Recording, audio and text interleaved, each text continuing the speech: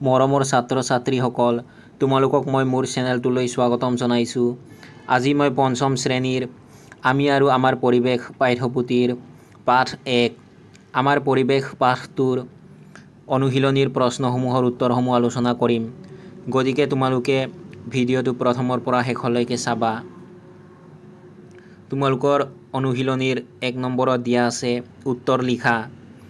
ক নম্বৰ প্ৰশ্নটো হৈছে পৰিৱেশৰ জৈৱিক উপাদান কেইটাৰ নাম কি কি?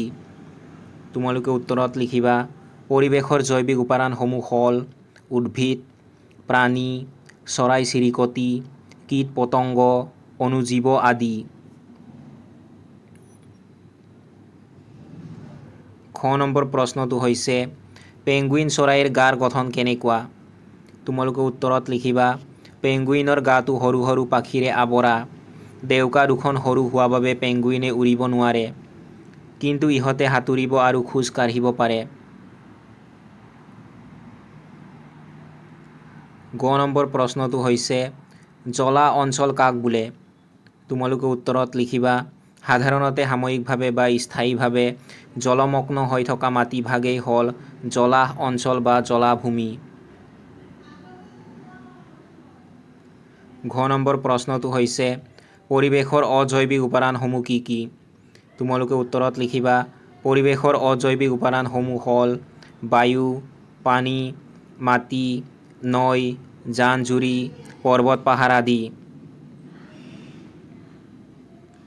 ঙ নম্বৰ প্ৰশ্নটো হৈছে মানৱ সৃষ্ট পৰিৱেশ বুলিলে কি বুজা? তোমালোকে উত্তৰত লিখিবা মানৱ সৃষ্ট পৰিৱেশ হ'ল এনে এক পৰিৱেশ যি মানুহে নিজৰ প্ৰয়োজন পূৰণৰ বাবে সৃষ্টি কৰে। উদাহৰণস্বৰূপে ঘৰ, ৰাস্তা, দলং, কাৰখানা আদি। প্ৰথম ৬ নম্বৰ প্ৰশ্নটো হৈছে মৰুভূমিত কি কি প্ৰাণী আৰু উদ্ভিদ পোৱা যায়? এটাকৈ উদাহৰণ দিয়া। তোমালোকে উত্তৰত লিখিবা মৰুভূমিত পোৱা এবিধ প্ৰাণী হ'ল উট আৰু এবিধ উদ্ভিদ হ'ল কেকটাছ।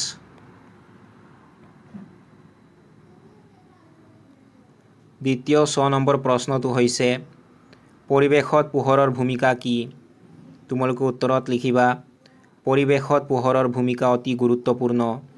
পোহৰৰ সহায়ত উদ্ভিদে সালোক সংশ্লেষণ প্ৰক্ৰিয়াৰে নিজৰ খাদ্য প্ৰস্তুত কৰে। ইয়াৰ উপৰিও পোহৰে পৃথিৱীৰ উষ্ণতা নিয়ন্ত্ৰণ কৰাত সহায় কৰে।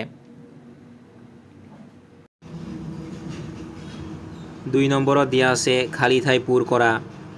ক নম্বৰ খালী ঠাইটো হৈছে দেশ মৰুভূমিৰ প্ৰধান প্ৰাণী। তোমালোকে খালী ঠাইত লিখিবা উট। উট মৰুভূমিৰ প্ৰধান প্ৰাণী। খ নম্বৰ খালী ঠাইটো হৈছে বগা ভালুক দেশ অঞ্চলত থাকে। তোমালোকে খালী ঠাইত লিখিবা মেৰু। বগা ভালুক মেৰু অঞ্চলত থাকে। গ নম্বৰ খালী ঠাইটো হৈছে তৃণভূমি অঞ্চলত বৃহৎ এলেকা জুৰি দেশ পোৱা যায়। তোমালোকে খালী ঠাইত লিখিবা ঘাঁহনি দেখিবলৈ। তৃণভূমি অঞ্চলত বৃহৎ এলেকা জুৰি ঘাঁহনি দেখিবলৈ পোৱা যায়। ঘ নম্বৰ খালী ঠাইটো হৈছে মৰুভূমিত দেশ জাতীয় উদ্ভিদ হয়। তোমালোকে খালী ঠাইত লিখিবা কেকটাছ। মৰুভূমিত কেকটাছ জাতীয় উদ্ভিদ হয়। ঙ নম্বৰ খালী ঠাইটো হৈছে পোহৰ পৰিৱেশৰ এটা দেশ উপাদান। তোমালোকে খালী ঠাইত লিখিবা অজৈৱিক। পোহৰ পৰিৱেশৰ এটা অজৈৱিক উপাদান। ৩ নম্বৰত দিয়া আছে তলৰ উক্তিসমূহ শুদ্ধ কৰি লিখা। ক নম্বৰ উক্তিটো হৈছে বগা ভালুক, হৰিণা, জেব্ৰা মেৰু অঞ্চলৰ প্ৰাণী। এই উক্তিটো শুদ্ধ কৰি লিখিলে হ'ব। তোমালোকে উত্তৰত লিখিবা বগা ভালুক মেৰু অঞ্চলৰ প্ৰাণী। খ নম্বৰ উক্তিটো হৈছে চিল, বল্গা হৰিণ ইয়াকৰ দীঘল আৰু শাখা প্ৰশাখাযুক্ত শিং থাকে। এই উক্তিটো শুদ্ধ কৰি লিখিলে হ'ব। তোমালোকে উত্তৰত লিখিবা বল্গা হৰিণৰ দীঘল আৰু শাখা প্ৰশাখাযুক্ত শিং থাকে।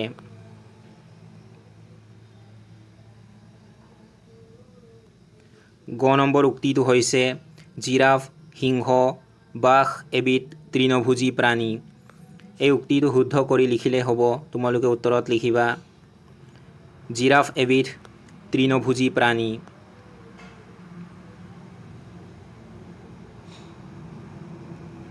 4 নম্বৰত দিয়া আছে চমুটোকা লিখা। ইয়াত তোমালোকক দিয়া আছে জলাভূমি, অনুজীৱ, পানী আৰু বায়ু। এইকেইটাৰ ওপৰত চমুটোকা লিখিব লাগে। তোমালোকে উত্তৰত লিখিবা জলাভূমিৰ বিষয়ে মই তোমালোকক লিখি দিছোঁ, তোমালোকে লিখিবা সাধাৰণতে সাময়িকভাৱে বা স্থায়ীভাৱে জলমগ্ন হৈ থকা মাটিভাগেই হ'ল জলাভূমি।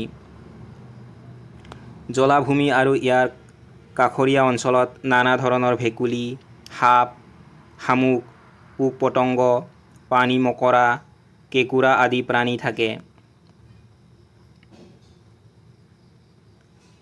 তাৰ পাছত অনুজীৱৰ বিষয়ে মই তোমালোকক লিখি দিছোঁ, তোমালোকে লিখিবা বেক্টেৰিয়া, ভাইৰাছ আদি জীৱ ইমানেই ক্ষুদ্ৰ যে খালী চকুৰে ইহঁতক দেখা পোৱা নাযায়। এইবোৰক অনুবীক্ষণ যন্ত্ৰৰ সহায়তহে দেখা যায়। সেয়েহে ইহঁতক অনুজীৱ বোলে। ইহঁত বায়ু, পানী, মাটি সকলোতে থাকে। তাৰ পাছত পানীৰ বিষয়ে মই তোমালোকক লিখি দিছোঁ, তোমালোকে লিখিবা পানী বা জলভাগ হ'ল পৰিৱেশৰ এবিধ অতি প্ৰয়োজনীয় অজৈৱিক উপাদান। পৃথিৱীৰ মুঠ পানীৰ বেছিভাগেই হৈছে সাগৰ আৰু মহাসাগৰৰ। ইয়াৰ উপৰি বৰষুণ, হ্ৰদ, খাল বিল, পুখুৰী, নদ নদী, জান-জুৰি,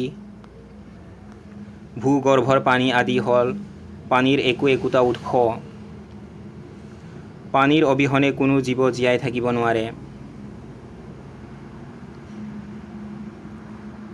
তাৰ পাছত মই তোমালোকক বায়ুৰ বিষয়ে লিখি দিছোঁ, তোমালোকে লিখিবা বায়ু হৈছে বিভিন্ন গেছৰ মিশ্ৰণ যি জীৱৰ বাবে অতি প্ৰয়োজনীয়। ই পৰিৱেশৰ অজৈৱিক উপাদানৰ এটা অংশ। বায়ুত নাইট্ৰজেন, অক্সিজেন, কাৰ্বন ডাই অক্সাইড থকাৰ উপৰি জলীয় বাষ্প আৰু আন গেছ কম পৰিমাণে থাকে। 5 নম্বৰ প্ৰশ্নটো হৈছে এটা প্ৰাকৃতিক দৃশ্যৰ ছবি আঁকা। ইয়াত মই তোমালোকক এটা প্ৰাকৃতিক দৃশ্যৰ ছবি দি দিছোঁ, তোমালোকে এইটো চাই আঁকিব পাৰা, নহ'লে তোমালোকে নিজেও নিজৰ মতে প্ৰাকৃতিক দৃশ্যৰ ছবি আঁকিব পাৰা।